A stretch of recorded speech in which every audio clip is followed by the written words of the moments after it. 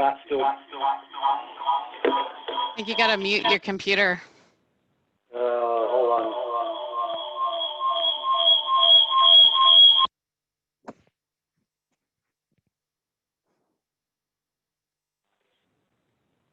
We'll try this again. Better.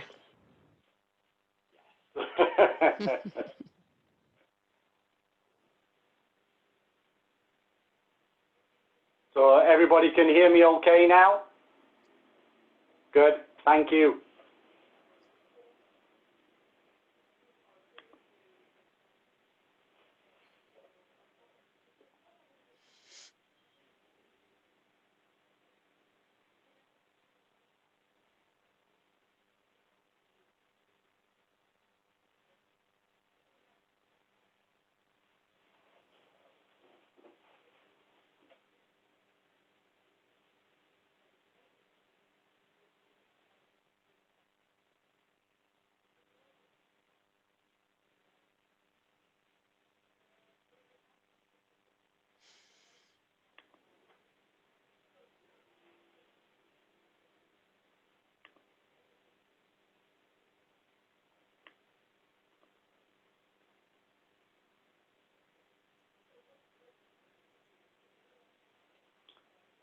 Hey, good morning, everybody.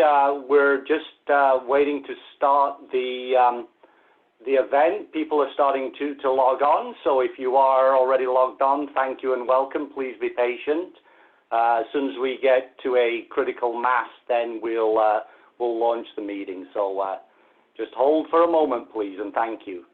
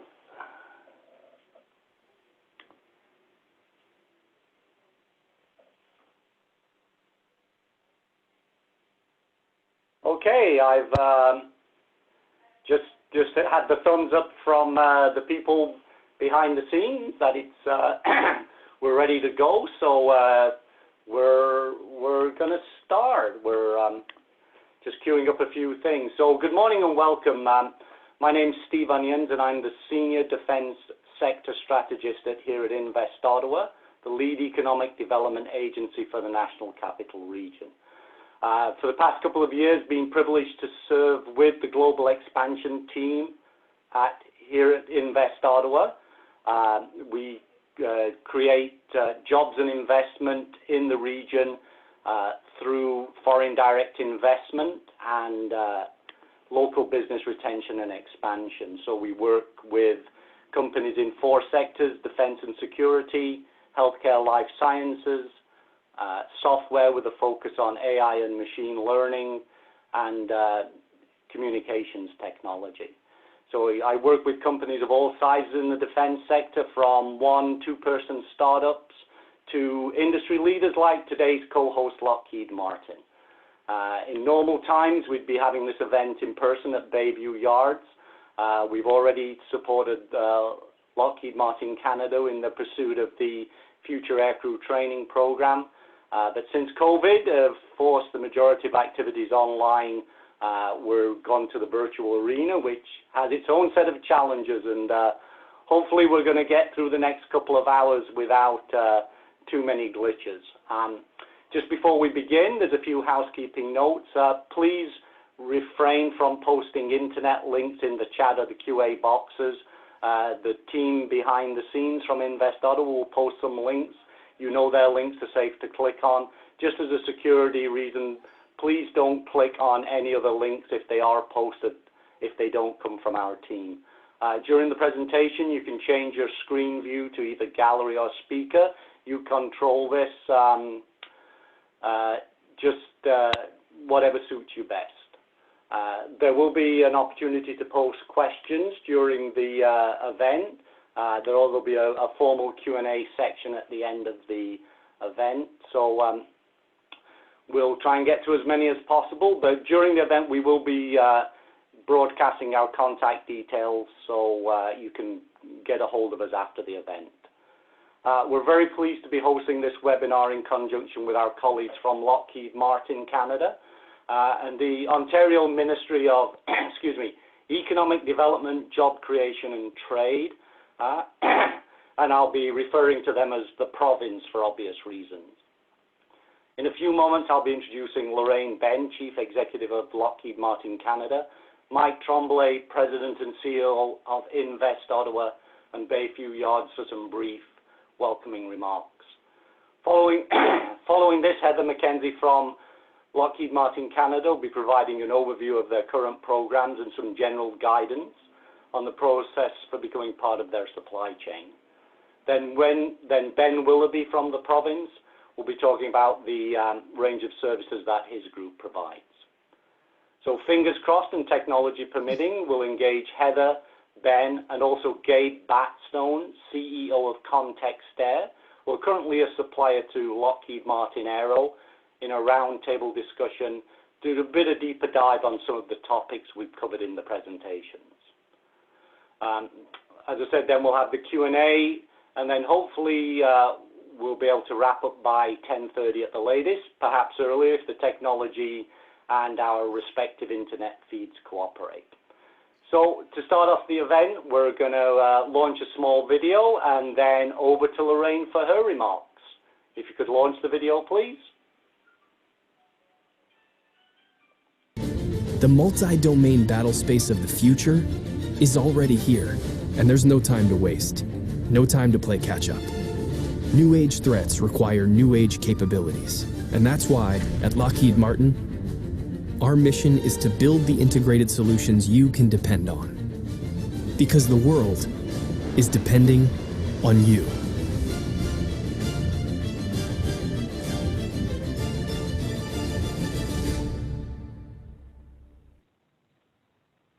Well, good morning, everyone. What a pleasure to be here virtually. Thank you for the opportunity to take part in this important Invest Ottawa event. As the Chief Executive of Lockheed Martin Canada, I am continually impressed and inspired with how our industry and government partners come together to address some of the most complex challenges in defense and aerospace. At Lockheed Martin, we value our industry partnership and take pride in the work and our ability to address complex programs and solutions for the Government of Canada. Our entire team is proud of our 80-year history as one of the world's best biggest armed forces providers. So thank you for attending today's session to talk with us about your industry needs and to talk about what we're doing at Lockheed Martin. With over 1,000 employees strong, we're continuing our proud history to grow our workforce and have onboarded over 100 new employees virtually. Lockheed Martin has worked hard to focus on the economic benefit activities here in Canada, including our philanthropic and research and development. In response to the challenges of Canadian families and during the initial stages of COVID, we were able to donate $70,000 to the Food Banks of Canada and $300,000 to support military, family, and welfare services. In addition, we've invested millions of dollars in innovative artificial intelligence and green energy initiatives in Canada over the last 6 months. Beyond our employee base, we continue to add to our extensive supply chain with over 1,400 suppliers. These suppliers work with us across a multitude of programs spanning aerospace, defense, security, and our commercial sectors. We value the trusted partnership with them. An example of a meaning business relationship here in Canada is our 15-year participation in the F-35 program.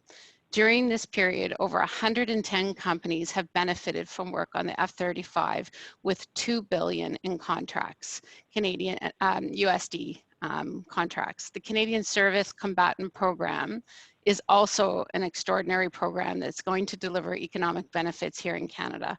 Lockheed Martin's role as the combat system integrator will leverage Canadian expertise and span across all manufacturing capabilities and including research and development. It's a great opportunity for industry in Canada to get involved. As we focus on the panel today, I think we should think through some of those elements where industry brings here in Canada some of the expertise that will allow us to grow the Canadian content value and also meet the government's mandate for economic growth across Canada, exports, and economy. So I really look forward to having a discussion today with Heather and Gabe and Mike Tremblay to really hone in on how we continue to develop our supply chain here in Canada, grow the business, and it's never more important than it is now during this pandemic for us to stick together and work across Canadian industry and leverage the great work that all of you bring to the table. So without further ado, I'm going to hand it over to Mike Tremblay and Best Ottawa. Thanks so much. Thanks so much, Lorraine. I think this meeting was actually triggered from an event we had with Mayor Watson back in May. So we were in the earlier phases of this persistent pandemic that we're all living through. And the mayor wanted to reach out to a variety of companies just to get a feeling for, really what is important to everyone as we try to navigate these really perilous times. And one thing rang true out of the meeting, and that is that the very best thing we can do for companies in order to help them navigate the pandemic is to help get them business. I mean, I think if you net it out, there's a lot of things we can do around venture capital and coaching and mentoring and everything else. But at the end of the day, the single best thing we can do for companies to help them get through this is to help them with their pipeline and help them to drive business. And so we're very fortunate to have companies like Lockheed in our region. The defense sector in Ottawa is very strong. We have almost 300 companies, roughly 17,000 employees in this environment. And as Lorraine has pointed out, very strong supply chains, long-range supply chains that have a significant effect on companies that participate. We have a unique setup in Ottawa because we have all the major regulators. A lot of the major defense headquarters are sitting right here in Ottawa. It's an opportunity. And so I look at simple things like the policy that the government has around industrial and technological benefits, ITBs. These policies generate an enormous amount of GDP in Canada. Roughly $5 billion a year, 46,000 jobs each year come out of this kind of programming. And I think everyone that's on the call would recognize the importance of understanding how these programs work and what those opportunities represent. Over 600 Canadian organizations are benefiting from active ITB projects. This is an enormous opportunity that we all have. Our region is in, uh-oh, I don't know how to turn that off. I'm sure it'll stop shortly. Our region is benefiting from a very strong technological underpinning. And so recently we were given the latest results from CBRE's annual technology hot hub spots. And Ottawa has moved up five points to number 14 in North America. So to the top 50 tech hubs, Ottawa is sitting at number 14. In Canada, Ottawa is sitting at number 3, which is sort of an interesting thing. So it's Toronto, obviously, Vancouver, then Ottawa. Like who knew, right? And the other stat that I want to share with everyone is that we are sitting in a position where we actually have the highest density tech hub in North America at 11.3%. That's almost a full percent higher than San Francisco, which most people are not aware of. And why is that? It's because we live in a government town that has 65 government research labs, which has spawned a lot of companies over a long period of time, created opportunities with our post-secondaries to generate the talent that we need. We're in a unique city, and it's a great opportunity for everybody. So our region is navigating the pandemic. I can tell you that Invest Ottawa has never been busier.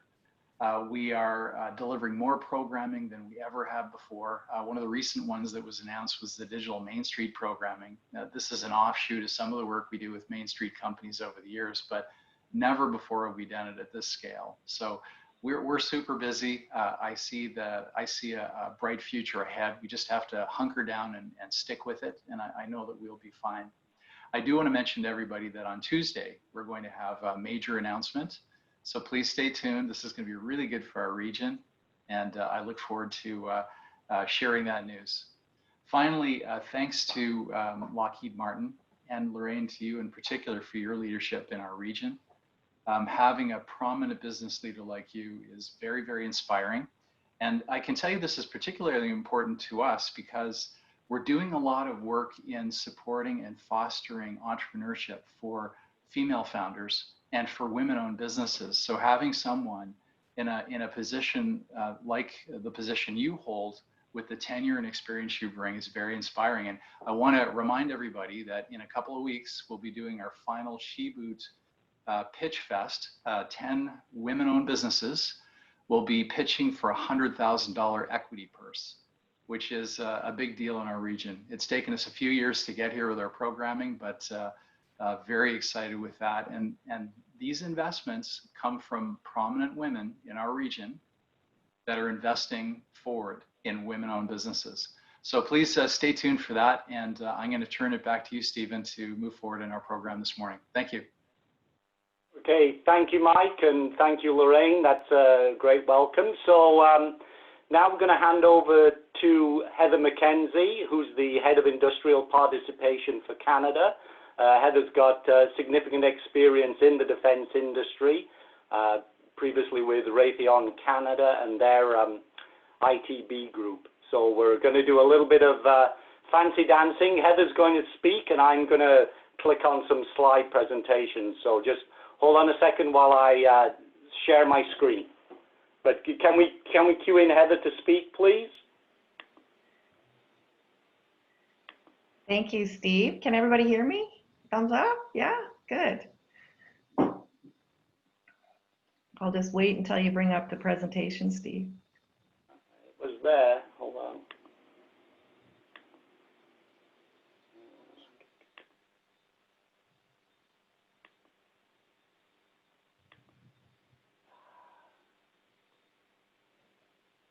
Okay, hold on. I have two presentations open at the same time, and that's what's confusing my system. Hold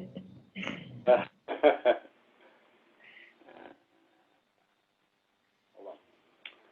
I make it bigger. And you want to go back to the beginning. Oh, yeah. Yeah, we had a try run. There we go. Oh, now we got it. Thank you. No problem. Well, thank you, Steve, and good morning, everyone. As the Industrial Development Leader for Canada, it's truly a pleasure for me to speak to you today. For the next 30 minutes, I'm planning on walking you through the 30,000 foot level view of Lockheed Martin and Lockheed Martin in Canada, as well as highlight how Canadian small businesses can become a Lockheed Martin partner in support of industrial development opportunities on industrial participation and or industrial and technological benefits programs, or even through partnering on developing and advancing innovation in Canada. At Lockheed Martin, we're always looking for the next big idea. Next slide, please, Steve. Oops. Hang on. Next slide, please. I should have taken that one out. So here, go back one, please. Okay. I think you've gone to, yeah, there we go. That's the right one. Lockheed Martin is a global security and aerospace company that employs approximately 110,000 people worldwide. and is principally engaged in research, design, development, manufacturing, integration, and sustainment of advanced technology systems, products, and services. We solve complex challenges, advance scientific discovery, and deliver innovative solutions to help our customers keep people safe. So our vision is to be the global leader in support of our customers' missions, strengthening security and advancing scientific discovery. Next slide, please, Steve. More than 100 nations rely on Lockheed Martin employees, products, and technologies to help them protect and connect their citizens and advance scientific discovery.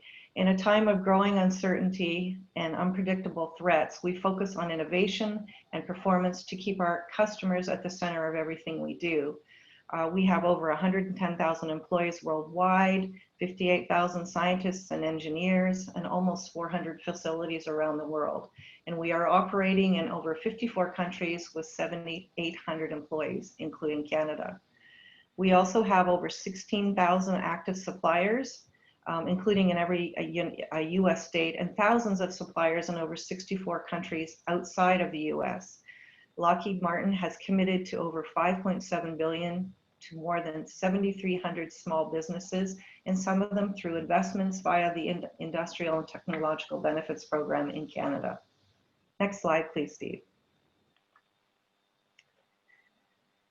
We have operating units that are organized into what we call broad business areas, and there are 4 of them: aeronautics, missiles and fire control, rotary and mission systems, and space. Aeronautics is headquartered in Fort Worth, Texas, and is committed to the design, production, and sustainment of high-performance aircraft, including the world's only 5th generation fighters, the F-35 Lightning II and F-22 Raptor, as well as advanced 4th generation fighter, the F-16 Fighting Falcon, and including battle-proven airlift with the C-130 Hercules. Missile Fire Controls is headquartered in Grand Prairie, Texas, and develops and produces electro-topic and smart munition systems. MFC is a pioneer of high-performance missiles, missile defense, advanced systems, sensors, threat detection, and rocket technology, delivering these capabilities to military forces globally. MFC is also home to Lockheed Martin Energy, which advances clean, sustainable energy solutions. And Rotary Mission Systems is headquartered in Washington, D.C., and delivers mission-first innovation across its portfolio of rotorcraft technology, Sikorsky military and commercial helicopters, as well as sensors, radar systems within our naval systems, platform integration, and simulation and training. Space, headquartered in Denver, Colorado, includes space launch, commercial satellites, government satellites, and strategic missiles. Next slide, please, Steve. So we are located internationally all around the world, and as a global security and aerospace company, the majority of Lockheed Martin's business is with the U.S. Department of Defense and U.S. federal government agencies. In addition, Sikorsky provides military and rotary wing aircraft to all 5 branches of the U.S. and armed forces, along with military services and commercial operations in 40 nations, including Canada. The remaining portion of Lockheed Martin business is comprised of international government and commercial sales of products, services, and platforms, including Canada. Next slide, please, Steve. In order to support our international business activity, Lockheed Martin International takes a focused approach to our international customers. Country chief executives shape country strategies and partnerships and establish the country's operating model in support of accelerating growth in the country. I reside within the Lockheed Martin Industrial Development Organization within LMI, which is led by Ray Faselli, the Vice President of Contracts, Industrial Development, and Finance and Business Operations. If you ever have the opportunity to meet Ray, Ray is one of the most dynamic and passionate leaders I've worked with in my career. We have a number of industrial development country leads, like myself, who reside in all of our key countries around the globe, and I believe that we're up to approximately 8 right now. Next slide, please, Steve. Lockheed Martin Canada was recently named the top defense company of 2020 by Canadian Defense Review. This is the 3rd time Lockheed Martin Canada has won this award, which I believe is a testament to the talent and dedication of our workforce, as well as our vast network of quality Canadian suppliers and partners, and there's over 1,400 of them. With a rich history supporting collective success across Canadian industry, Lockheed Martin Canada continues to grow as Canada's trusted defense partner.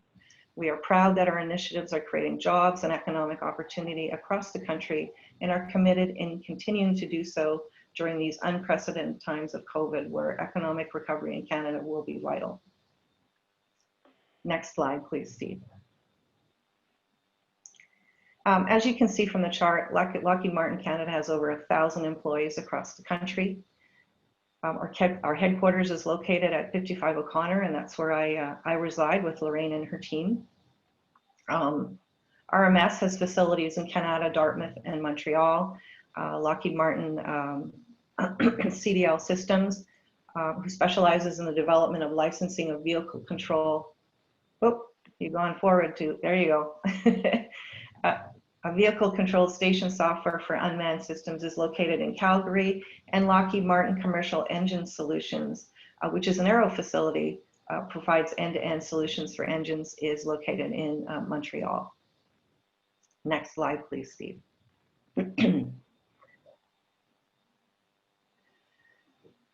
This slide presents the significant number of post-secondary institutions from across the entire country that Lockheed Martin has or is currently working with. And now some of these graduates are actually working with us. There's a significant amount of them across the country. There's a few of them that I'd like to see more of, but we're working on that. Next slide, please, Steve.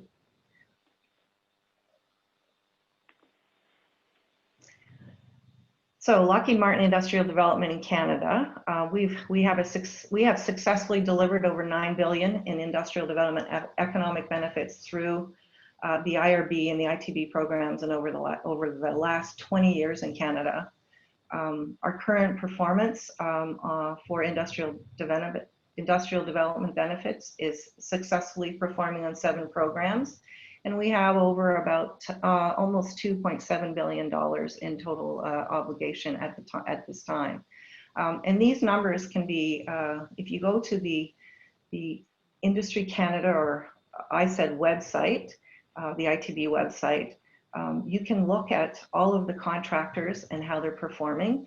And that's exactly where I went and got this information for you. And I just wanted to highlight a couple of the programs. The Lockheed Martin Aero CP-140 Aurora has just completed its program, and so is the Missile Fire Control's AMIRS program in service support. Those 2 programs are completed, and there's a few other ones that are mature and nearing completion. So their IRB and ITB plans, are pretty well in the final stages. So I would encourage you to review that list of contracts. On that listing, you will see the period of performance, and it will identify how long that program is going for. And any other information regarding what's left to be identified on the program. It'll give you that amount. So it'll give you an idea of, which program will still be looking for support. One of the industrial development success stories this year was with Lockheed Martin Aero, who invested in a Canadian Ontario small business called PV Labs. They invested $4 million for the C-130J program. That research and development project will really result in a new product that will be integrated into the MFC product that will generate sales for that business area, but more importantly, sales for PV Labs, which will generate Canadian content value. So that's a really beautiful small business success story. Next slide, please. Back up one. Yeah, okay, no. Hey, no. No, I'm going the wrong way here. You are. That's okay. You're really going the wrong way now. I got it. There we go. Okay. Over the past year, what's really struck me about Lockheed Martin is how the corporation is really focused on innovation and advanced technologies, and not just in the US, but all around the world, including these 4 technology trends. And I'll, AI, I mean, that's up and coming, directed energy, hypersonics. These are all things that we are very interested in. Lockheed Martin has worked with universities and government research entities and companies, including small businesses in many countries, and Canada is no exception. A few of these organizations that I've worked with during the last year is the Chief Engineering and Technology Office, or what we call CETO, Lockheed Martin Ventures, and Lockheed Martin Energy, and they're all focused on that next big idea. CETO has been and continues to invest in Canada and in their innovative products and talent. Lockheed Martin Ventures is more than just a source of capital. It provides partner companies with access to world-class engineering talent, state-of-the-art technologies, and research, and access to companies' international business relationships and our global supply chain. Lockheed Martin Energy focuses on renewable energy, integration to storage, efficiency, demand response, and microgrids. Next slide, please, Steve. So within Lockheed Martin Canada, there's a few of our suppliers that are listed there. Lockheed Martin has provided over $46 billion to support suppliers in every state across the US and around the globe, including Canada. Lockheed Martin Canada alone is contracted with over 1,400 Canadian suppliers and will continue to do so. Next slide, please. So when we have a business requirement, what should a small business do to become a Lockheed Martin supplier? And I call this my B list. So really what's very important, the first thing, you need to be knowledgeable. You need to understand and do your homework, do your research on who we are and what we do and what we're doing in Canada or trying to do in Canada. You need to understand the Canadian industrial and technological benefits policy, including the value proposition, which is our bid response or the economic proposal that is evaluated by the Canadian government. So it's points to win a bid. There's a minimum default of 10% requirement for small business. So we're always looking for good Canadian small businesses, and we have to deliver 100% Canadian content. These are things that you should be promoting. What kind of Canadian content percentage can you provide us where possible? The higher, the better. If you have a product or services that can assist Lockheed Martin in new pursuits that help support the value proposition, that's a really great thing. But keep in mind that ITB is not the sole discriminator, it's a door opener. There must be a business case to support the decision, and ITBs is only one of the factors where the decision is made. Be the value add. Figure out where and what and how and why. Figure out all the W's on how you're going to add value for us, and have a technology, product, and price that is better. Be competitive. Be the competitive discriminator. Be qualified. Make sure that you have those certifications. Canadian controlled goods certification is a must. Industrial capability certificates like ISO or security clearances, depending on the program. Ethical and supplier code of conduct. You must meet those, and you must sign up to those. You need to have a cybersecurity certificate. That's helpful.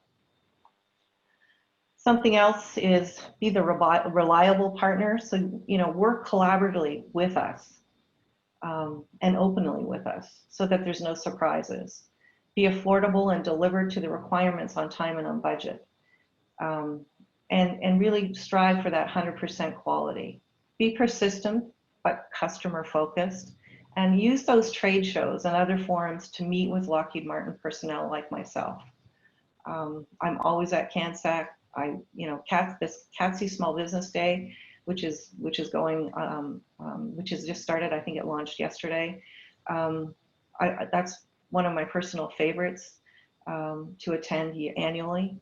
And when you come to see us at during those B2Bs, make sure that you have a concept paper, like a one-page white paper on what you do. We don't want a 90-page slide deck. We want to know precisely how you can help us. If you even have a completed ITB transaction term sheet, that's even better. So that shows us that you've done your homework and you know, and you put some thought into what you actually want.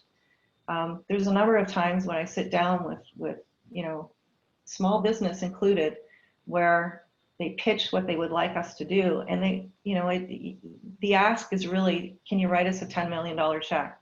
Well, $10 million is a lot of money, so it really needs to support a business case. It must really help all of the stakeholders involved. There's a link that I've listed here, and it's so you're going to meet a defense contractor, and Ken McConnell and Natalie Brabant put this together a couple years ago, and it's a really great webcast on, you know, what you should do and what you shouldn't do when you're meeting with a defense contractor like Lockheed Martin, and you've only got 15 minutes to make that pitch. This is a really great video, and I highly recommend that you go and have a look at it. Also, make sure that you have reasonable expectations and patience. You know, it takes a long time to get through our supply chain due diligence, especially with the small business. So, you know, just want to set those expectations and take that opportunity to develop. Opportunities take time to develop, and you're not always, sometimes you're just not always a fit. One of the most important things to do is to register, you know, into the global supply chain. And I provided you a link there. It's on our website, how to become a supplier, and follow those steps. Make sure that you go and enter that. I see every new Canadian supplier that is registered. I have access to that data, and I usually run off a listing monthly to see, to make sure the team knows who's new in the zoo, and who can maybe help us with some of our programs. And also the Lockheed Martin Canada Impact Center, there's a link there if you'd like to, you know, thinking about really showcasing innovative solutions, and you can work with a team on that. Next slide, please, Steve. This slide really just highlights some of our key naval programs. I don't believe there's any pursuits on there anymore. I think they're all sold. One of the most, and some of those programs are mature programs. However, if there is a business requirement and you are registered, we'll find you. Also, as I stated before, you know, through some of the relationships that you've developed with some of the business development folks or the ITB folks that are working on those programs and at conferences. And a note, a couple of these programs are international, and of course, the Canadian Surface Combatant is listed there as well. Next slide, please.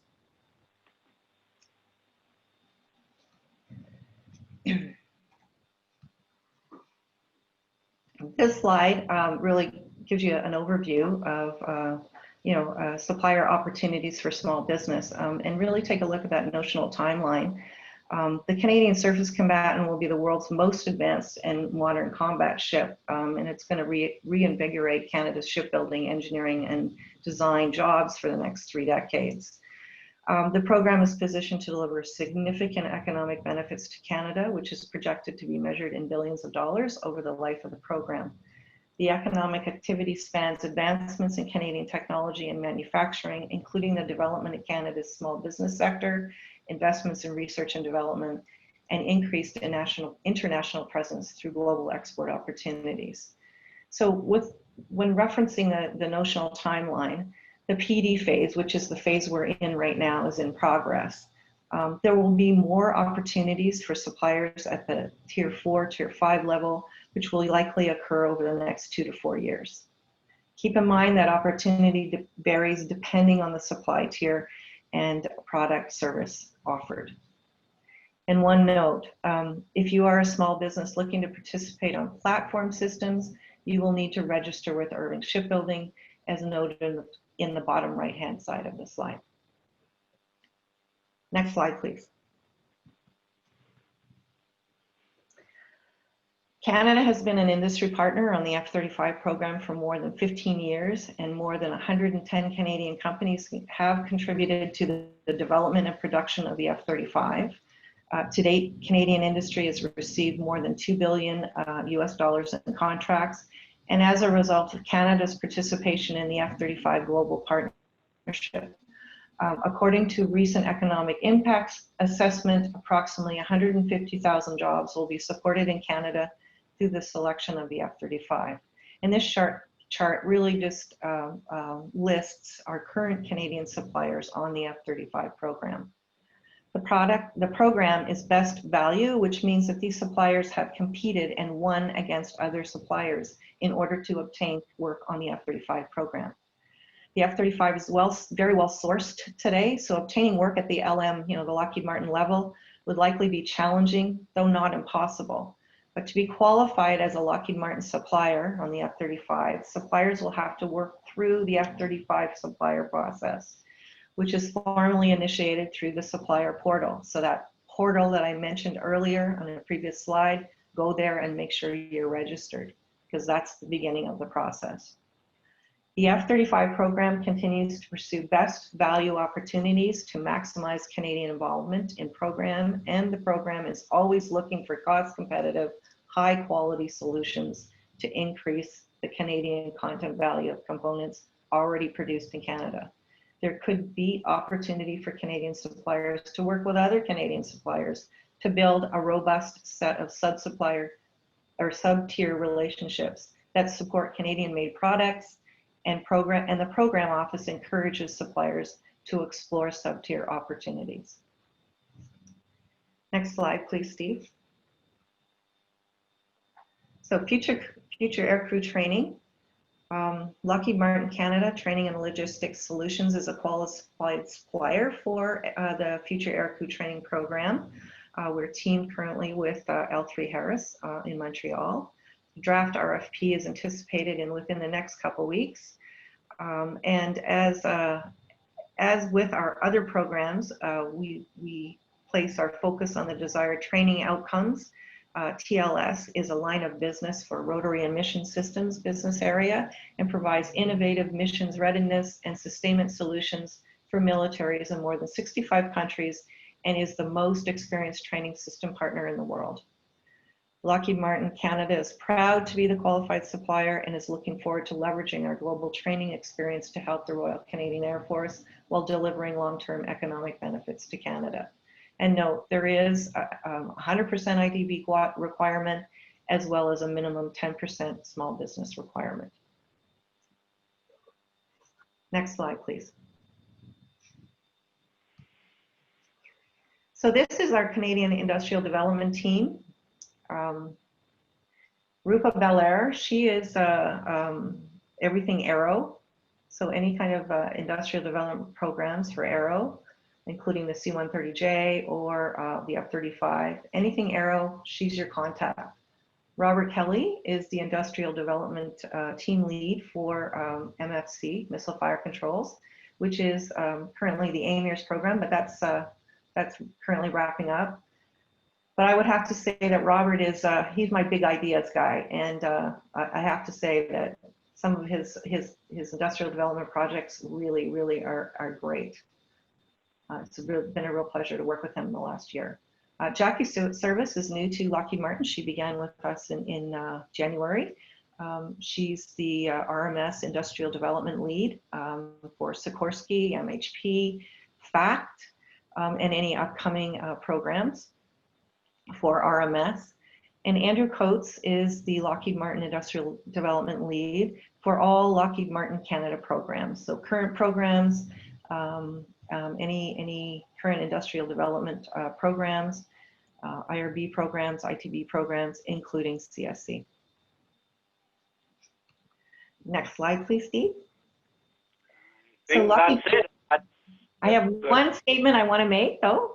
Lockheed Martin has fully embraced industrial development in Canada and recognizes and supports the incredible benefits it brings to Canadian industry, including Canadian small business, not just for today, but for the future, for investments and lasting returns to our economy. Thank you. That's great. Thank you so much, Heather. Learned several new things, and a couple of points I'd just like to make. What I've noticed over the past few years is that ITBs are becoming a bigger part of the overall proposal. Often as the technological solutions to a particular requirement, they become very, very similar. I think ITBs can often be the discriminator in a winning bid to the Canadian government. And one other point that you raised about being ready to come to Lockheed and the requirements, you mentioned cybersecurity, and that is becoming, again, increasingly important. So the Government of Canada, this is a bit of a shameless plug for Invest Ottawa as well. So if you go onto a Government of Canada website, it's called Cyber Secure Canada, they are starting to put together a program for small and medium businesses to give them almost like a seal of approval for cybersecurity. And Invest Ottawa is teaming with Cyber Secure Canada to put together a presentation for small and medium businesses on how to become part of that program. So stay tuned and watch this space. Okay. So that's great. Thank you very much, Heather. You're welcome. Hopefully now, can we flip over to Ben, please?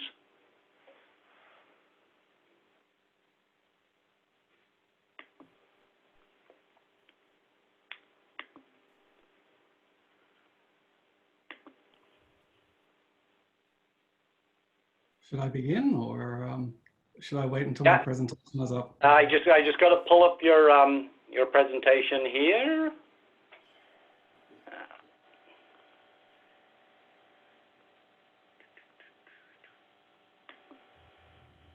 Sorry, I had to close it because my system could only handle one presentation at a time.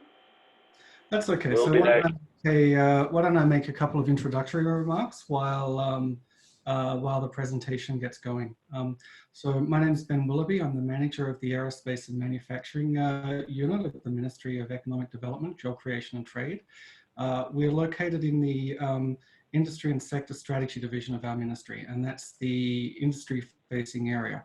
My team's responsible for managing sector expertise and relationships with the aerospace, defense, and advanced manufacturing technology sectors. And I tend to think of our area as being an information point. We gather information from industry on what's happening in the real world outside government and feed it upwards to decision makers. And then we also have information on government programs and policies that are there to support business. And we flow that information out to Ontario's industry. And this presentation is one of those small information flows. It's for people who are considering working in the defense sector.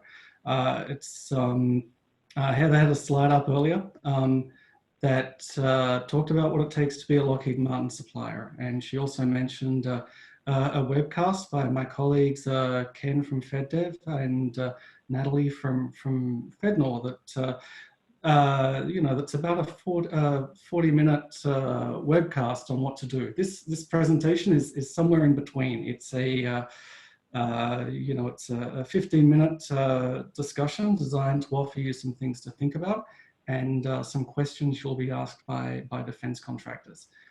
It's a summary of feedback from companies and suppliers that we've heard over the year.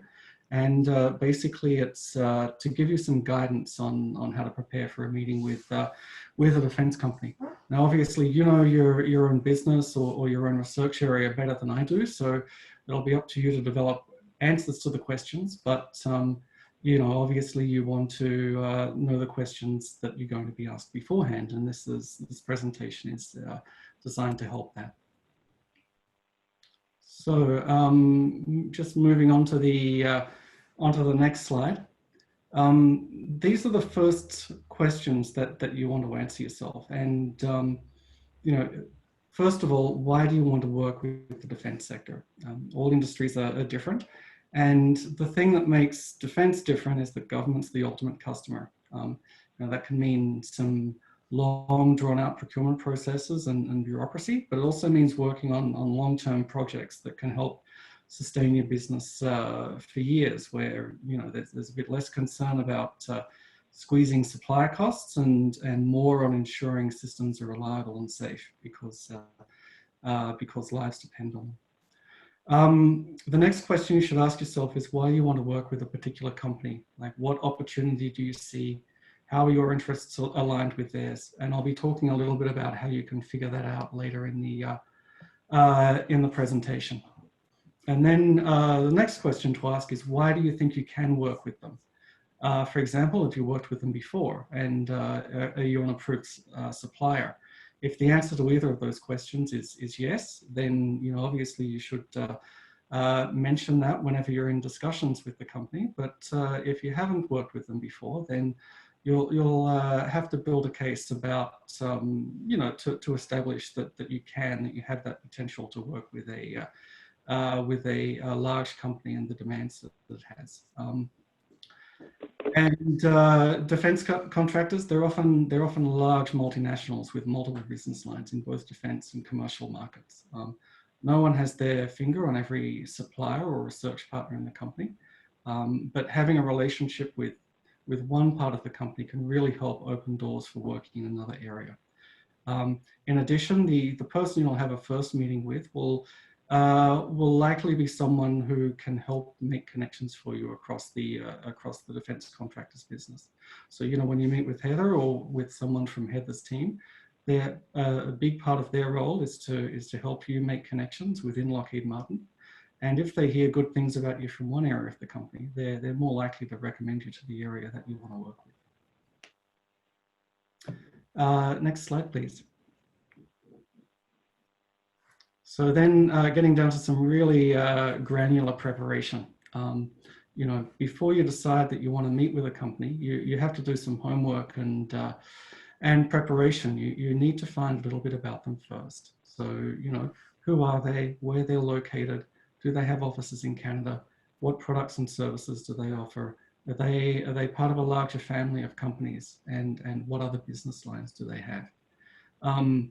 So, you want to have that basic information about the company that you're going to meet. It really shows that you've done your preparation and your homework. This seems really basic, but in some cases you'll want to find, or you'll want to find out how the company's name is pronounced, or even how it's spelled. Like the number of emails I've had that say, I would like to have a meeting with Lockheed Martin, and Lockheed is spelled L-O-U-G-H-H-E-E-D. I think it's just going to start off with a bad impression. Nothing gets a meeting off to a bad start by getting a $90 billion company's name wrong. And more specifically, are they planning to bid on any upcoming Canadian defense procurements? And if so, how do they plan to win? So, what products are they offering? What subsystems are they likely to need? What technologies are going to help them win that contract? Because as Heather mentioned earlier, it's, there has to be if you're going to work with a large company, there has to be a business case for doing so. And that means that you have to be able to offer something of value to the company that you're going to work with. And a big part of that value would be how you're going to help them win an upcoming contract. So having this information, it'll give, and being able to show it to the defense contractor, it'll give them confidence that you're interested enough to have done some homework, that you've got a readiness to work with them. And in an introductory meeting, you're only going to get 15 minutes at most. You don't want to spend any of that time talking about the defense contractor and exploring what they do and where you might fit. You want to spend as much of that 15 minutes as possible talking about your company or your research and why they should be working with you. So getting a lot of this information is easy.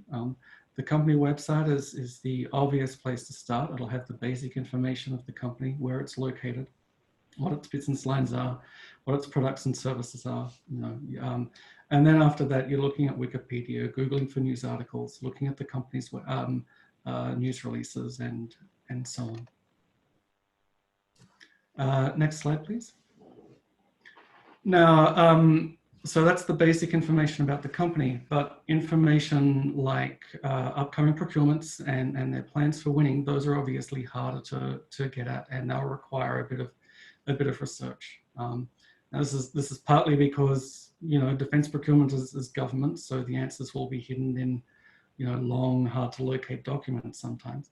But it's also because defense procurement's a competition, and it's important to understand that, like, defense contractors are bidding for, you know, contracts that could be worth up to billions of dollars, and they're not going to openly tell everyone the specifics of how they're going to win those contracts. To some extent, they have to keep their cards close to their chest, because if they share their game plan on how they're going to score in the assessment process, one of their competitors is going to come up with a better game plan.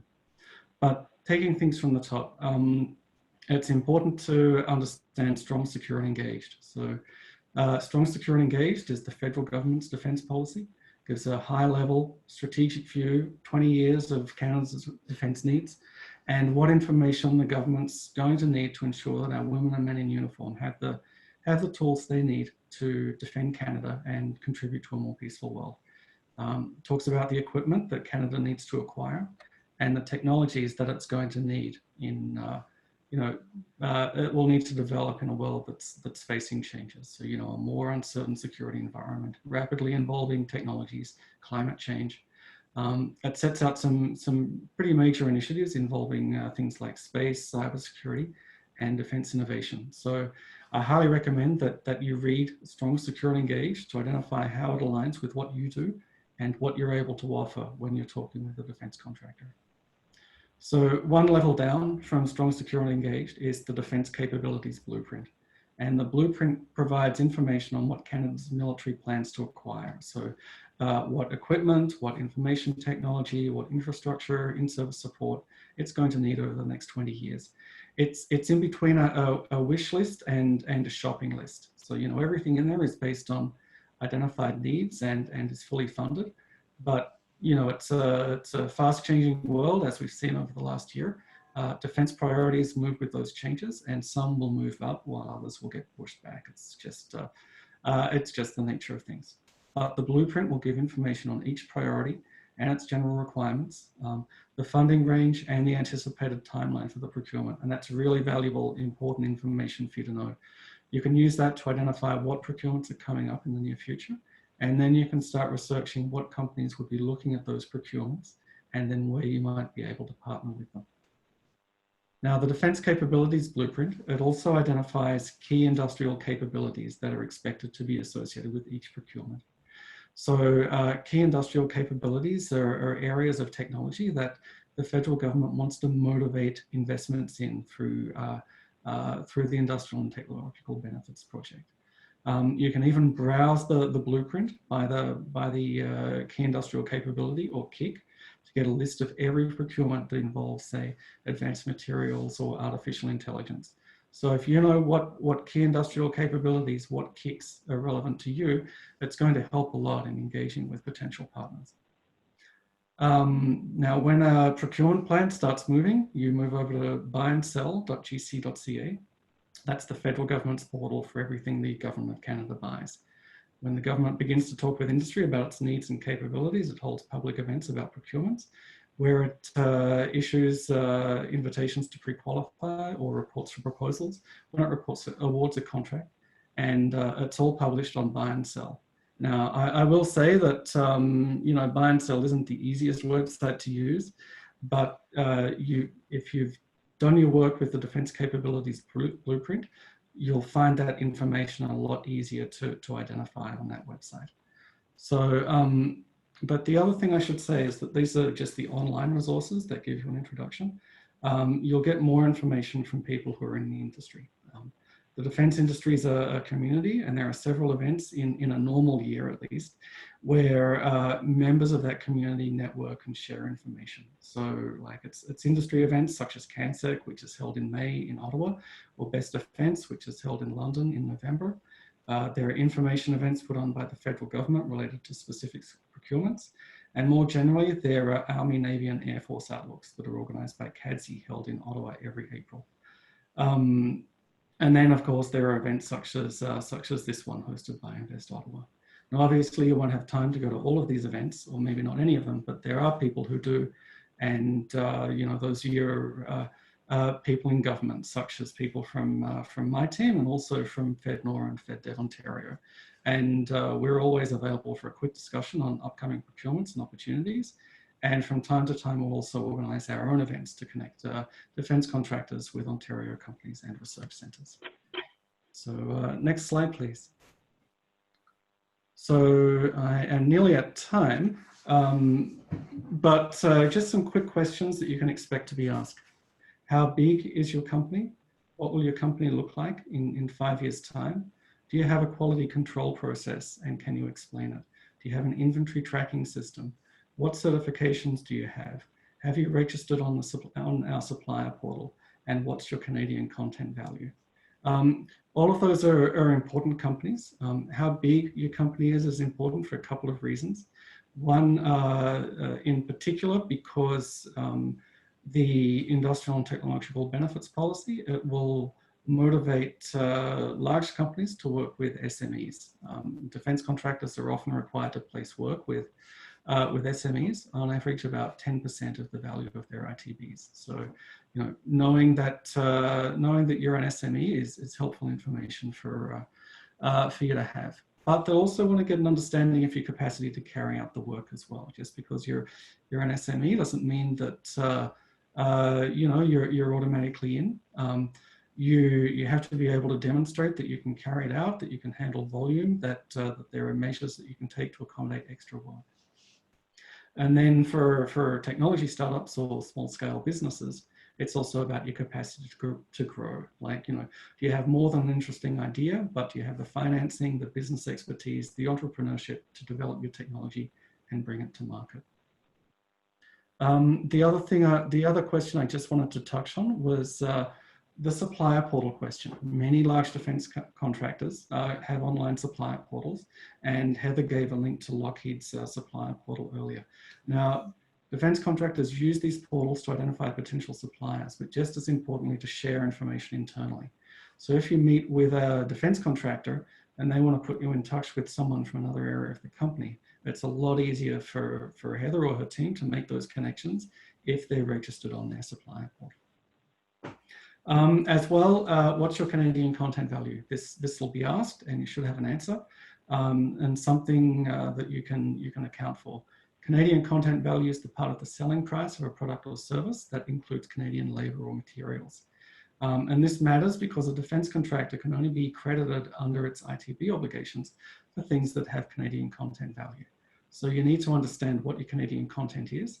And there are some places online that can help you in making that calculation. There's a website called OMX, and that has a Canadian content calculator that can help you. And ultimately, you'll have to be prepared to account for your Canadian content value number. If the defence contractor wants to work with you, it will want to see the math behind those calculations. Next slide, please. So some more questions. Do you know who your competitors are? Have you done work on a defence project before? Do you understand offsets and ITBs? And do you understand that defence procurement is a long and highly competitive process? The one I'll touch on here is, do you understand offsets and ITBs? Obviously, ITBs are complex and technical, and I don't think anyone's going to expect you to be an expert, but it is also what influences contractors to meet with you. They're required to generate economic activity in Canada equal to the value of the contract they win, and they want to meet with you because they need Canadian suppliers. But in particular, you should be familiar with the concept of a value proposition. And this isn't the value proposition that you bring to the table. This is the government sets out a list of things that the contractor has to respond to in order to win the bid. And one of those is, how will winning the contract provide long-term generate long-term economic value to Canada, and identifies areas where defence contractors need to invest. You can look up examples of value propositions on the ISED website or on procurements, buy and sell. And they'll illustrate specific things that contractors will have to work towards. And that will help you in developing your offer, like how do you contribute to that value proposition. Next slide, please. So there are some things not to say. The ITB policy says you have to work with me. No, the ITB policy isn't an entitlement policy. It's a market-driven policy, and defence contractors can choose their partners from across Canada. They don't even have to bring in Canadian industry to work directly on the contract. They can bring in suppliers for completely different business lines. So do not say, under any circumstances, the ITB policy says you have to work with me.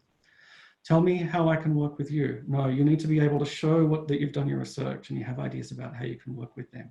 Maybe they'll take you up on those ideas, or maybe they'll come up with their own ideas on how they can work with you, but they won't do that if you say, you tell me. You name it, we do everything. This is something that gets said a lot, but no, you need to clearly state what your differentiator is, and that means what you do best. You don't do everything best. You need to say what it is that you do better than everyone else. If you work with me, you can get a big multiplier. So multipliers are something under the ITB system, and they're great, but no defense company works with a technology partner because of the multiplier. Heather said earlier that you know, if you want to check, you know, it has to be supported by a business case, and that's really what they're looking for. They're not looking for a multiplier. They're looking for a partner that will give them a better chance of winning the contract. And then finally, I'd rather not fill out a form about my business. I just need 5 minutes of your time. So I mentioned supplier portals earlier. I understand that people often don't want to spend an hour or two looking up information to fill out forms. They just want to be able to give their elevator pitch to the person. But you know, normally you're only going to be able to get to that person if you fill out that form first. So the supplier portal piece is very important. Next slide, please. So just once you've arranged a first meeting with the company, you know, it's obviously more than about establishing a first point of contact. It's about getting a second meeting, and hopefully that will lead to a long-term business relationship. So you want people to be able to remember you. You know, were you engaging and professional? Did you get your message across professionally, but also concisely and quickly? Did you show them that you know what you were talking about? So the key really is preparation. Like, you know, you have your business cards, but you know, you want to think about the material you're bringing with you. You know, you don't, like Heather said, you don't want a 90-page slide deck. You want to be able to provide your information in a single page, or bring a thumb drive with a small document, or maybe follow up with materials in an email after the event. Okay, next slide, please. So it's time for the meeting now, and you have 10 to 15 minutes to sell yourself. In the first 30 seconds, you want to introduce yourself, your company, and its specialty, what it does well, what it's good at. The person you'll be meeting with is probably not an engineer or a technical person, so don't get too technical, but you want to set out your value proposition, what you have to offer. You have to keep in mind that companies are often large multinationals with multiple business lines. And if there's a business line that you have an offering for, let them know whether it's in defense or commercial or industrial. And if you have an interest in a defense line and you know there are procurements that they're bidding on, let them know how you can fit in there, get across what problems you could help them solve. If you know approximately where you fit, then use that 15 minutes to let them know. And also be aware that before a defense company can accept a new supplier, they've got to go through what's a time-consuming, expensive process for them. They're going to need to confirm certifications, perform process and quality audits, determine what tangible advantage a new supplier offers over an existing one. All of that involves costs and risk. It probably costs, you know, a company like Lockheed Martin somewhere like 5 figures to take on a new supplier. And so, you know, you have to be able to demonstrate why the defense contractor should take on those costs when it could just keep working with its existing suppliers who are already in that system. So, you know, you need to give a good reason for them to take you on. Okay, next slide, please. And then after the meeting is done, you want to follow up. If you, you know, following up is, you know, the first step to showing that you're reliable. If you promise them electronic materials or samples, send them. Keep in touch regularly, but as it's a long process, don't keep in touch too much. You want them to remember who you are, and giving a call or checking in with them in industry events is a good way of doing that. It allows you to give updates on how your company is going, whether it's expanding. But you know, you don't want to be sending an email every week or anything like that. Now, you should also stay in touch with the people in government who are here to support you. So with FedDev Ontario or FedNor, and also with my ministry. It's our job to help you connect with the defence sector, and we can promote your capabilities to defence contractors. We set up industry B2B events with defence contractors to facilitate new relationships and develop existing ones. And my last piece of advice is to be patient. Look, the procurement cycle is long. The government starts to engage with industry years before an RFP is released, let alone awarded. You know, contracts for aircraft or ships that are awarded today may not be delivered until the middle of the next decade. So, you know, just understand that this is a long-term process, and you know, it can take, you know, years to get into the industry, and then years before there's a you know, you'll see your equipment in action. But you know, once you're involved in that process, it can be very rewarding. So that is my 20-minute advice for working with the defence sector. Obviously, I'll be available for Q&As after, but if you want to follow up after the session, here are my contact details. I'd be happy to hear from you. Okay, thank you. That's great. Thanks so much, Ben. Yeah, just really to emphasize that there's support available to small and medium businesses from all three levels of government, from ourselves at Invest Ottawa, Ben from the province, and also FedDev Ontario. Ken McConnell and his team are absolutely an excellent resource. So that's a great presentation. Thanks so much. So now I'm going to fumble around with my technology here a little bit. I think we're now going to move to the round table. Just give me a second here. Right, and I think, Jess, can you make that happen? Is everybody on and connected now? You're good to go, Steve. Okay, thank you. Jess is the mastermind behind the scenes on all this. She's like the you know, the Wizard of Oz behind the curtain, pulling the levers and making us all look good. So big shout out to Jess behind the scenes there. So yeah, so we're going to move into our roundtable discussion. You've met Heather, you've met Ben. The other participant is Gabe Batstone, CEO of Contextair. Very proud to have them as an Invest Ottawa accelerator company. Normally, Gabe and I bump into each other at Bayview Yards and grab a coffee and talk about what's going on. So good to welcome Gabe. So we're just I got some questions that maybe dig a little deeper into what's been discussed earlier. But first, just let me hand over to Gabe, just to give a quick 30 seconds about who you are and what Contextair does, and then we'll jump into the questions. Sure. Thanks, Steve, and thanks, Michael and Lorraine, and obviously Ben and Heather for all your expertise and things, and thanks for stealing the majority of my talking points. So I'll make up most of my presentation will be mostly made up of off-the-cuff remarks now, which will make it more interesting as it turns out. So that's a good thing. But the reason why you might care is I've been working with Lockheed Martin since 2003. Right. So, you know, I'm a high-tech entrepreneur. You know, I've worked at multiple companies over the years, you know, probably generated $150 to $200 million in contracts over my career. And I'd say roughly half of that would probably fall into defense, and a fairly significant proportion of that, 10 or 20% probably is to Lockheed Martin, you know, at 3 different companies. So I've worked with it in a lot of ways. Everything from the F-35 program to the F-22 Raptor, to Skunk Works in Palmdale. And it would take too long to talk about all the organizations I've worked with at Lockheed. But hopefully what I can bring with that is some best practices, and a lot of them you heard, so I won't repeat them, but I'll try to add a different flavor to some. And just some understanding about working with Lockheed and aerospace and defense. There's the basic business stuff, but then there are some unique elements to aerospace and defense that'll probably be worth noting. And I suppose as a point of note, Contextair is an AI company.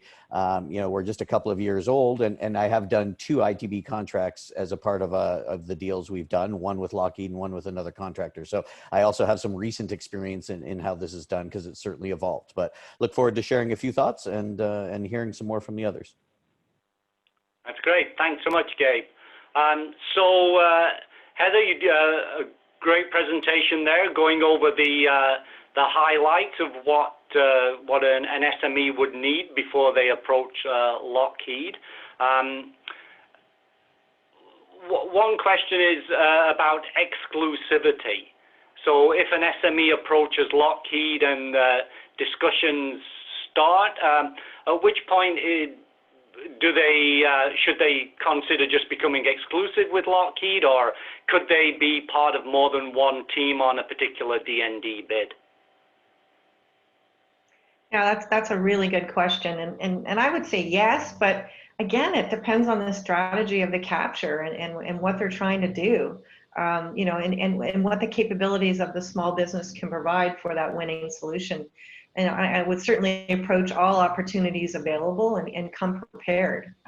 Understand the procurement, understand your competition for work share, and help the defense contractor understand your differentiator. You know, can you be competitive? What does your corporate resume look like? And have you worked for Lockheed before? That's a good question. Like you said, I think it was Ben that said, you know, it costs money to get through the supply chain, and you know, those are U.S. dollars, and it could be between $15,000 and $20,000 U.S. depending on, you know, the complexity of the due diligence. You know, have you worked, you know, like really just, you know, speak to your corporate resume and you know, again, it's really up to the strategy of the capture. Yeah. Okay. Great. Thank you. I hope that helps. So a question for Gabe. Were there any hindrances or advantages approaching Lockheed Martin Aero as a U.S. company where Context Air is a Canadian company? Were there any special requirements or hoops you had to jump through for that? So I'd say short answer, no. Quite the opposite. And I'd say if you're on this call, I'd probably say congratulations. Of the 27 countries that I've worked in my career, you are in the most nurturing, supported environment that I'm aware of. So it doesn't get any easier. Now, having said that, please don't interpret that as there's a C-130J flying over Canada, dropping bags of money across the provinces for you to capture. You have to win business. Having said that, there is a lot of opportunity. And guess what? Lockheed Martin, right, Corporation is full of Canadians. There are Canadians all over it, including the 1,000 in Canada, right? So it's not the big bad US competitor. It's a global company with a global mindset. And they're looking for, and they are obsessed with, in my view, best value. They don't actually care where you're from, right? They care that you can add value to whatever program that they're working on, right? So I'd say it couldn't be any better. You've got Ben, you've got Heather, you've got Steve and Michael, and you've got Lorraine, right? You've got a senior executive who cares about you. So it doesn't get any better. But I would also, the only note I would make other than that is, remember, ITBs is only one way in. You know, so of the many contracts that I've done with Lockheed Martin, a small percentage of them were started as an ITB. They may have all manifested themselves in value to Lockheed that way, but many of them started with my feet in Fort Worth doing deals because the technology I add adds value to something they do. So you still go to trade shows, still sell your wares. This is just another unique Canadian way in through the ITB program. But at the end of the day, right, it's all about people, right? It's, you know, business is very easy. You solve a problem and people give you money, and then you build a relationship and they'll keep giving it to you. And it really, you know, first principles, right? So, you know, I'd stick to that mentality. And I guess the only note is aerospace and defense does have a footnote. It's complex. So come in eyes wide open. And by the way, it's not complex because Lockheed, you know, is a big company. It's complex because the government is a customer. And what we're selling is complex: fighter jets and mission systems and, you know, munitions. It's complex environment. So if you're faint of heart, you know, don't come here. But if you've got a real valuable solution and you know how to build relationships and you have a timeline that maps to their timeline, then you can make money here. But it isn't for every company. It is a completely reasonable situation to look at the challenges and opportunities with defense and say, this isn't my market. That's an okay thing too. But in my experience, it's been a great market, a loyal market, and really a good portion of my career has been spent working in it, and I've been very proud of that. Great. Thanks, Gabe. So question for Ben. Can you give any specific examples of support that your office provided to SMEs? Obviously, if you're not asking to name names, if that's an issue, but just could you give a general overview of the sort of support you can provide?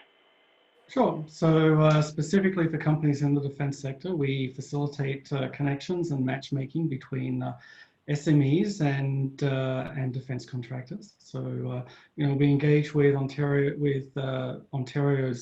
defense SMEs to understand their capabilities and technologies, and then as well with defense contractors to learn about their needs, and then we make the connections between the two through you know, through target initiatives such as industry B2B events or supplier tours, or just you know, responding to information requests by those contractors. So we've put on a number of events in previous years, both general, for instance, you know, events to connect, say, defense contractors with cybersecurity companies, or working specifically with an individual defense contractor, such as you know, Lockheed Martin or Raytheon or Airbus or Naval to support them as they're developing their industrial strategy. More broadly, the ministry also provides a number of other support services to SMEs. We have small business advisors who are stationed locally around Ontario, including with Ottawa, and their role is to engage with SMEs and help them, you know, help them navigate Ontario supports. For companies that want to export, our International Business Growth Branch organizes Ontario delegations to international trade shows, including the Founder and Paris Air Shows, as well as Eurosatory and DSEI. And we also have funding programs as well, such as the Eastern Ontario Development Fund and the Southwestern Ontario Development Fund. Both of those programs provide financial support to companies looking to invest and scale up. So that's those are the main things that we offer to SMEs through our ministry, at least. There are other things that are available through other areas of government, and we can help connect with those as well. Okay, great, thank you. So back to Heather. If I'm a 1 or 2 person startup still sketching things on the back of a napkin, working, having a minimum viable product, should I still approach Lockheed, or is there a kind of like a decision point where before that it's not worth talking to you? Would you still entertain inquiries from early stage companies? Yeah, I would say absolutely. Lockheed Martin, as I stated, is always looking for that next big idea.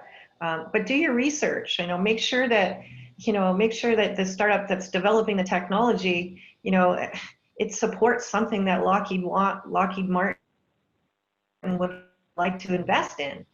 You know, if you make paper clips, we're probably not going to be interested in your startup. But you know, another question to ask is, do we already have this technology? You know, we're not going to do something that we've already got.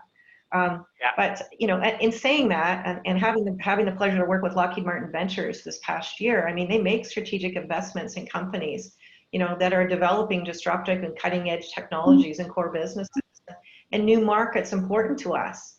You know, they've invested more than $100 million in startup companies in the last few years, and some of this money has gone to Canada. So, I mean, the areas of interest that they're interested in is autonomous systems, robotics, cybersecurity, space technologies, advanced communications and sensors, undersea technologies, data analytics, artificial intelligence, like what Gabe does, and machine learning, next generation electronics, advanced materials and manufacturing, energy and power systems. So those are just a few of the areas that Ventures is looking, you know, towards. I mean, if you think you've got something, and like I said, do your research, be prepared to do that pitch. I can certainly get you in contact with someone at Lockheed Martin Ventures. You know, they're more than just a source of capital, as I stated. You know, they really partner with companies, and they provide access to world-class engineering talent. So, you know, Lockheed Martin Ventures, they've got two investments in Canada, and they're currently considering another one in 2021. So, yeah, I would say absolutely approach us. Okay, great. Thank you, Heather. So back to Gabe. Obviously, you talked about your success with Lockheed Martin Aero. Are there any other sectors apart from defense that Contextair is exploring at the moment?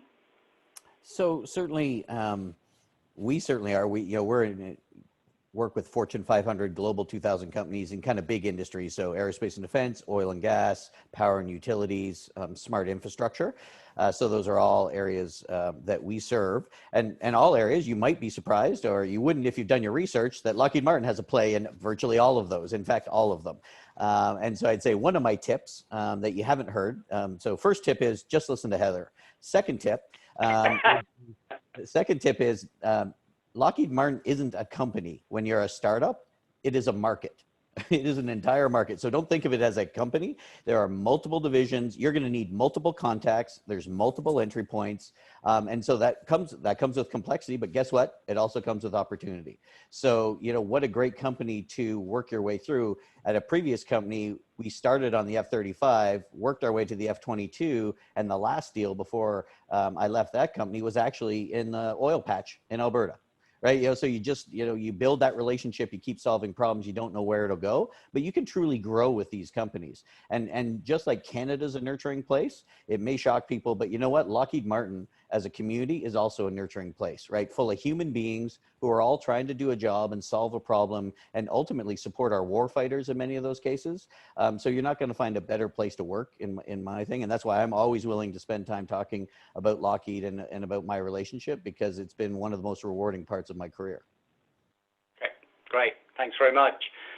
So just general questions, and I'll pass this out to whoever wants to jump in. So obviously with COVID, the usual defense processes are kind of slowing down. Like there was no CANSEC, Farnborough was virtual this year. We did a survey, Invest Ottawa did a survey of 100 tech companies here in Ottawa, and of the 20 plus defense companies we surveyed, they said, yeah, we're okay for the next 6 to 12 months. Defense procurements are typically slow moving, and so we're okay. But where concern was expressed was the next 12 months and the next 18 months, where typical events like Farnborough, Paris, CANSEC, they help fill the funnel and build those relationships. So within the virtual world now, are there any other suggestions or recommendations you can make to start that relationship building now that the traditional channels are kind of restricted? Do you want me to comment first, Steve? Yeah, go ahead. Yeah, you win the buzz around. I mean, I don't know about you guys, but I really miss my social interactions. I really do. And I'm really tired. My email box is so full. I thousands of them I need to go through. I would recommend give me a phone call. I really welcome a phone call and have a chat with somebody, one-on-one. Again, set the meeting up so that so I can get it in my calendar, because I don't know about you guys too, is my calendar right now is, I don't seem to have control over it anymore. But if you want to talk to me, get that in my calendar, because I really welcome to having a phone call. I really, and I'm really trying to make it a practice, a business practice, at least a few times a week, to reach out to a customer, to reach out to my offset community within Ottawa or across the country or even globally, just to kind of touch base. How are things going? What's going on, right? And also my customers and our suppliers. Absolutely, give me a phone call and let's get it on my calendar. That's what I would like. Yeah. Okay, Gabe, how are you coping with restricted travel, lack of events? How's that shaped your business development process? Well, it's probably had the biggest impact on business development. You know, operationally, it was fairly seamless as an artificial intelligence company to do it. And I think there's a couple of paths that I'd recommend. You know, one is, you know, sales and business development is really ultimately about trust, right? And so you need to, if you're fortunate enough to have existing customers, you probably need to make sure you're spending more effort and time on them because you have the established trust to get that check. So we've certainly done that. It's become, our existing customer base has become even higher priority than they were. The good news is because no one's traveling, I'd say one effect is you can get more meetings than you normally could, because certainly the people who I deal with and myself spend a lot of time in planes and airports, and now we're not. And so, you know, the pace of meetings can pick up. I have a meeting with Fort Worth actually this afternoon with a guy that usually it takes the two of us forever to get on the phone. And this he emailed me 2 days ago and we have a meeting today. That would have been 2 months, you know, pre-COVID. So there are some upsides, but I think every company is different.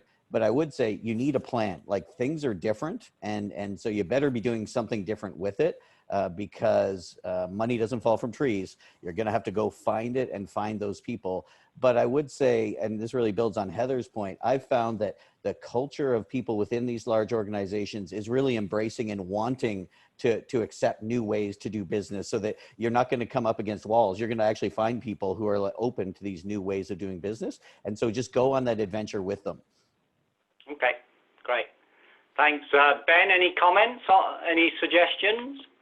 I mean, I'd echo what Heather and Gabe said, obviously, about, you know, the importance of scheduling a phone call. Like, we all do miss that social interaction, but also having a plan, because, you know, I don't know about everyone else, but I'm on Teams calls like 6 hours a day. And sometimes the last thing I need is another conversation, or at least a conversation that isn't necessarily going to go anywhere.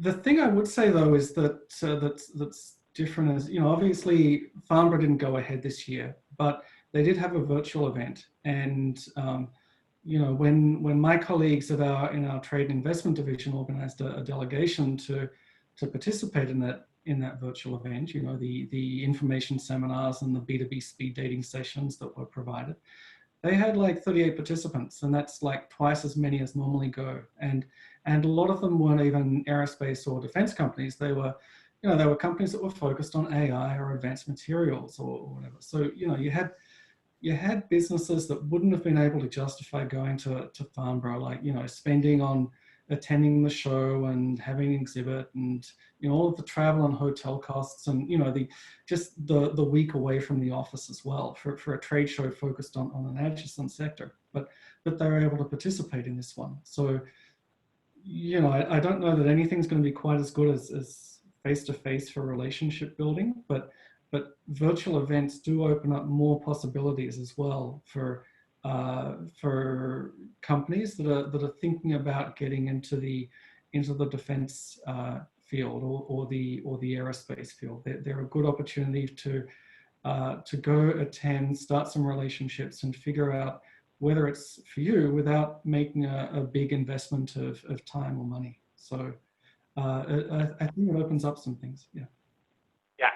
So yeah, there's been it's two sides of the coin, I guess. Everybody's restricted. They're not traveling. There's not the face-to-face, the handshakes, the business cards, but people's calendars, as Gabe mentioned, are, you know, you're not spending a day traveling to the West Coast or 2 days going into the Far East. So hopefully people's calendars allow that. And I echo Heather's point as well. Like, yeah, pick up the phone. Let's go old school and actually speak to people on the phone. So that's great. So that's it for this section. Thank you very much to all the round panel participants. Now we're going to look at the general question feed for about 10-15 minutes, and then we'll have a few closing remarks. So hopefully my other behind the scenes guru Trevor has been working the feed. I'm just going to switch to that, so just bear with me for a moment, please.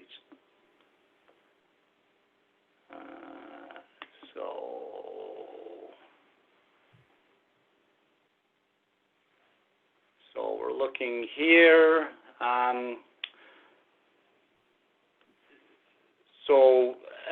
question from actually one of my client companies, Sylvan Doko of Adexflow. Heather, could you get a little more information on, obviously Canadian Surface Combatant is the prime Canadian Navy program at the moment, but a little bit more information on any other naval programs for Canada that you're chasing? Sorry, Steve, it's going in and out. I don't know if it's my, can you hear me? Yeah, I can hear you, yeah. So, Because yeah. it's going in and out. Yeah, I think I've got the gist of the question, and I can't really comment other than that slide that I put up, because I don't, that's really Lockheed Martin Canada, Andrew Coates, at the program level. They he's the one that would be able to comment on those programs, and if there's any, requirements, small business requirements on those programs. I can't help you out any more than that. Okay, no problem. And you also mentioned having an ITB sheet ready. Like, is that a government document they can get online, or is there some more information on that? Well, it's actually an ITB transaction sheet or a term sheet, which is the draft of that, that you submit, that a defense contractor would submit to ISED, describing really the business activity and who the Canadian recipient company is, and lots of good stuff in there, like what is the impact, the quality of the impact, how many jobs is it going to preserve, stuff that about your company. And why I'm saying that is, I know a few years ago when I was working on a last minute proposal, and a Canadian company came up to me and said, I got the perfect project, I'm the perfect ITB. And then it's like, okay. And she presented me this transaction sheet that was completely filled out, and it was really great. And another thing about it, she did her homework, and she said, hey, I really think that we could develop this product and it would really help this business. And so I got in touch with the Space and Airborne's offset director, and we had a conversation. He said, yeah, let's take a look at this. And we did, and we actually submitted it in the proposal. So that was a great story. So for me, and if you come with that prepared, all spelled out, it tells me two things. What the ITB program is all about, because you completed it, and it's pretty bang on, and it's easy peasy for us. It's less work for us. It was great. It was a good success story. So that's what it is, and you can get a copy of it on the ITB transactions ITB website. Okay, There's great. A transaction sheet there that you can take a look at. Okay, great. Thank you, Heather. So, question for Ben from one of the Quebec-based participants. The question is, do you offer your service to companies in Quebec? But I know, if not, is there a Quebec-based equivalent to your office? Yes, there is, both at the federal level and at the provincial level as well. So obviously my mandate is to support companies in Ontario, but there are similar agencies in the Quebec government and the federal government.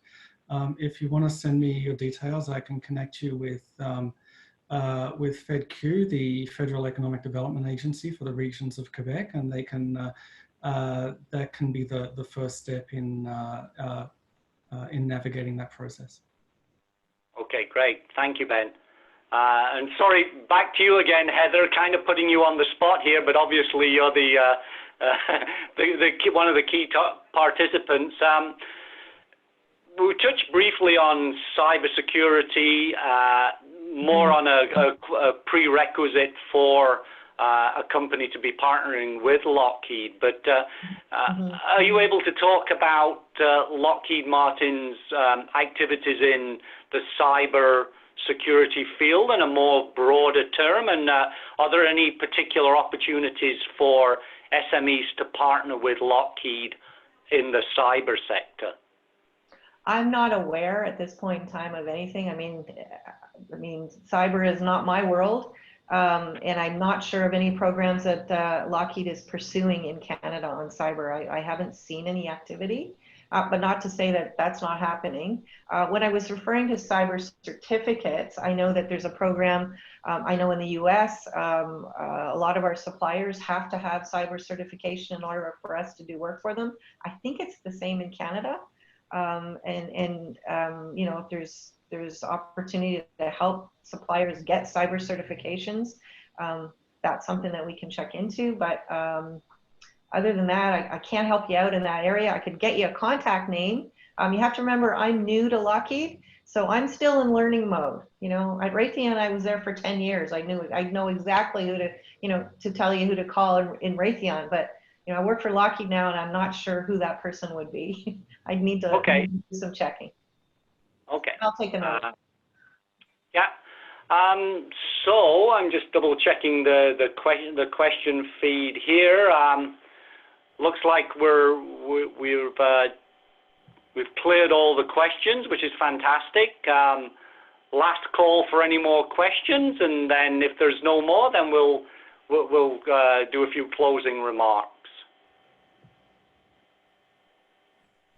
While you wait there, Steve, I think one thing that I would just, two things I'd add is one, you know, when Heather talks about that transaction sheet, right, that I think the key for people to see is when you go look at it, don't get caught up in the form, right? What the point is, what is the kind of information you need to bring to the table to help them contextualize how your solution fits, right? And so that, you know, and when you go, I think we talked a lot about know your stuff, know the company, know your problem. Also, don't forget that you've got 2 ears and 1 mouth, and you should use them in proportion. So, you know, in addition to speaking, make sure that you listen, right, for the points and the guidance that you get. You don't want to walk into the meeting and talk for 30 minutes and walk out and you don't have a single note. That is not a successful meeting, right? You need to break time in to listen, but you're helping guide that conversation. So it's not, hey, does Lockheed do any cyber? Right? Like it is, you know, in doing research, I saw that Lockheed has a center of excellence for cyber in the Silicon Valley. Is that somewhere that might be interesting to me? Right? Like come with questions that are informed, not just questions. Okay, great. Yeah, really, if I could just follow on that, Gabe, you're right on the money. And, you know, help me figure out who I need to talk to within the organization. You know, like figure it, you're the technical expert. You've got the technical expertise in your capabilities. I'm not a technical expert, but help me figure out who I need to talk to or can get you, you know, to the person that you do need to talk to within the corporation. Good point. Really good point. Thanks, Gabe. Yeah. So we do have one more question. There's somebody's asking specifically for your contact details again, Heather. I know we are going to share the presentations, but if you wouldn't mind just giving your office number out. No, not at all, but I'd have to go look it up because I never know what my cell phone number is. I can certainly provide that. Yeah. Okay. Okay, so we'll do that. Oh, it's funny. That one's answered. So I think that's it. We've cleared the feed. If there are any more questions, please reach out to the people on the panel today, or if you're not sure where it would go to, please get in touch with me by email. My email is sonions, spelt as pronounced, all one word, at investottawa.ca. I think Trevor might pop it into the chat feed later, but or reach out to me on LinkedIn. I'm always available. I'm close to that 1,000 connections on LinkedIn, so I'm pushing to get that magic number. So please reach out, contact me. Happy to chat anytime. Follow our social media feed. You can follow us on Twitter or LinkedIn. We are based, I think, on the success of this event. We are looking to do more. I'm in discussions with one other major defense contractor for a similar event, hopefully before the end of this year. We've made recent connections to NATO Procurement Agency. So we're going to be hopefully doing a webinar about how to connect and how to sell your products and services to NATO. So watch this space for that upcoming event. So before we wrap up, just really like to say a big thank you to Heather and the team from Lockheed, Holly and Ray, and also to Gabe from Context Air. I miss bumping into you, buddy, at Bayview. We always have a good chat about things, and nice to be connected to Ben. As I say, it's interesting that there are those 3 levels of support available to SMEs, both at the municipal, the provincial, and the federal level. So I think between the 3 organizations, we should be able to wrap that up. Just wanted to remind that there will be a survey mailed to all participants. If you could please participate in that. That'll help us shape future events like this. What we did right, what we did wrong. We're always room for improvement. But yeah, please fill that in, and we can help shape the future events. So just over to Heather for a few closing remarks. Yes, I just want to say thank you, Steve, for organizing this and your team. It's been a real pleasure. This was the first time that I've done anything like this, so it was great. And I just want to say one thing: be a good doobie. You know, my B list.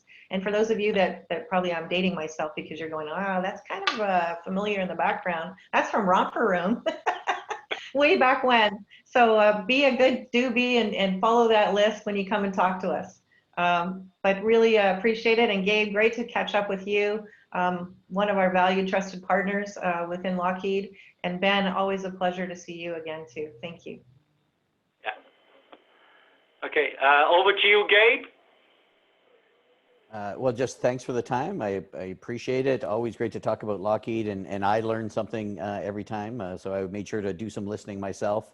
And certainly if anyone's interested or wants to share, I'm always happy to share my experiences with Lockheed and other defense contractors in the space. So I'll throw my email into the chat.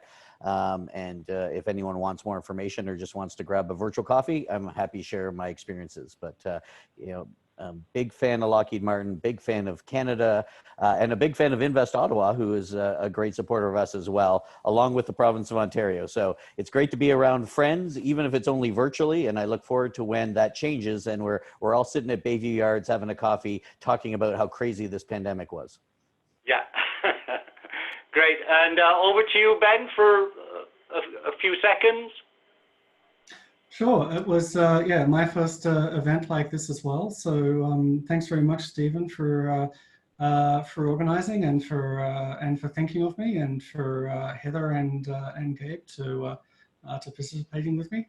Thanks everyone for listening as well. And obviously, if you have any further questions, my contact details are out there, so you can reach out and get in touch. Okay, thank you. That's great. Again. This wouldn't have happened without the people pushing buttons and pulling levers in the background. So Jess Ward and Trevor Kerr from our marketing communications team, big thank you to those guys, making me look as good as possible. We had a few technical glitches earlier on, but we seem to have got through them. But again, thank you everybody for participating. Don't be shy. Reach out to anybody that participated today. Reach out to myself. We're here to help you, and I've been in the defense procurement business for a long time now, and I love this stuff. I'm happy to talk about it, and as Gabe says, even a virtual coffee, and talk about whatever you want to talk about related to defense. So there was some useful links provided. Please go on there, do your research. Don't be shy about approaching these companies, and if there's anything that Ben or myself or Ken McConnell and his team at FedDev can do to help, absolutely use us to help open those doors. So look at that, we have 10 minutes early. Time for a real coffee and a catch up on the emails. But again, thank you to everybody who participated. We look forward to doing more events and supporting the small business community here in the tech sector. So thank you very much. Take care, everyone. Happy Thanksgiving, but stay Take care. distant. Thank you. Thanks to all. Bye. Take care. Bye now. Bye-bye.